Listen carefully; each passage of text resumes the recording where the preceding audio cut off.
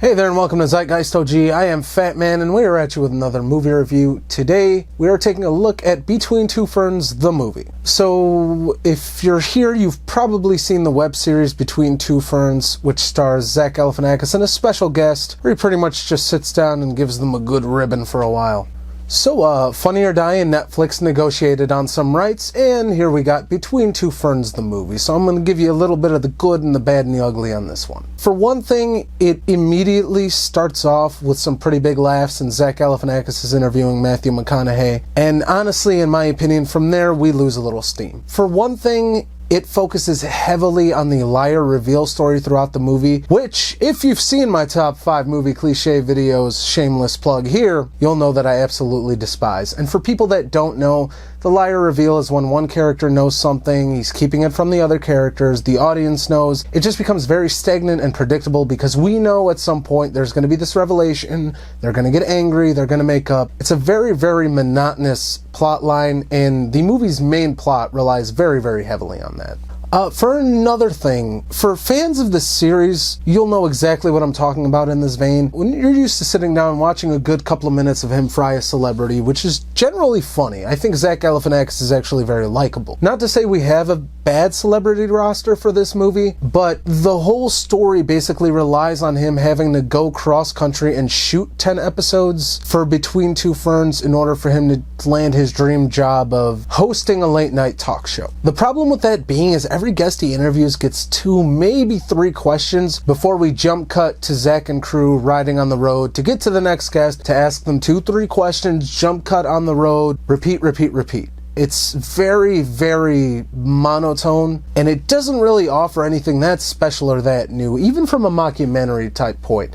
And again, like I said, it all ties back in because that's hampered by the liar reveal story coming up near the end of the movie, and it just resolves itself in a very, very messy, inconsistent way to where it kind of feels like even the movie shrugged its shoulders and got sick of it and was like, better get this out of the way before we continue. So where does that plug in is Will Ferrell, who is actually really one of the shining parts in this movie. He's just really, really enjoyable. A lot of jokes that bounce well off him, that work well. He tasks Zach, again, going cross-country, gathering 10 episodes, blah, blah, blah, and then he'll sign his contract. That's about all we get for the main meat of the movie. There's really not that much else. And like I said, when you're jumping from every celebrity with only a minute or 2 of screen time apiece, there's not really much time to establish a lot of jokes or a lot of ground with somebody and let it set in. And there are some big names here. We have Brie Larson is in it, Paul Rudd's in it. We have quite a few celebrities that come up. Benedict Cumbersnatch, they have a lot of fun with that one. That's one of the jokes that really does work well in this movie. But a lot of it falls flat on its face, a lot of the jokes, at least in my opinion, because there's not a lot of time for them to really develop or grow or build upon, because every time they start building on something, we immediately jump cut, change a state, and start from scratch all over again. My only other thing with this movie is the mockumentary feel, which, again, for the first, I would say probably third of the movie, it's done really well.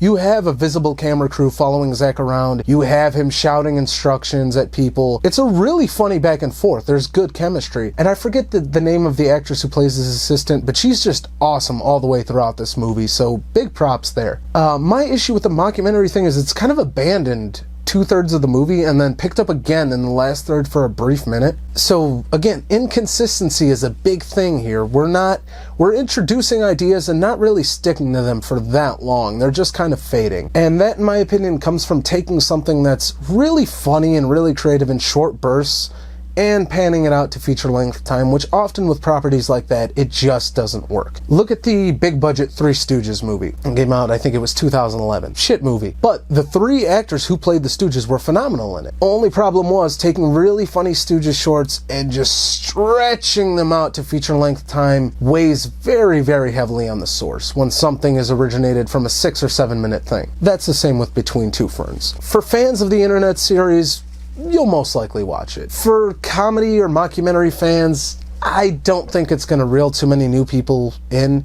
It doesn't offer anything new for the genre, and Spinal Tap or Borat, this definitely ate. There's a couple of likable performances, a few funny jokes, but lack of a plot, inconsistency, and almost a rushed feeling towards the end leaves it feeling kind of dry on everything. And that was my 2 thoughts on Between Two Ferns, the movie. Did you see it? Did you like it? Let me know in the comments below. And were you a fan of the show before watching the movie, or were you a newcomer on upon seeing the movie and just maybe liking Zach Galifianakis? For ZeitgeistOG Reviews, I am Fatman, and let us know in the comments down below what you would like to see dissected next. Peace.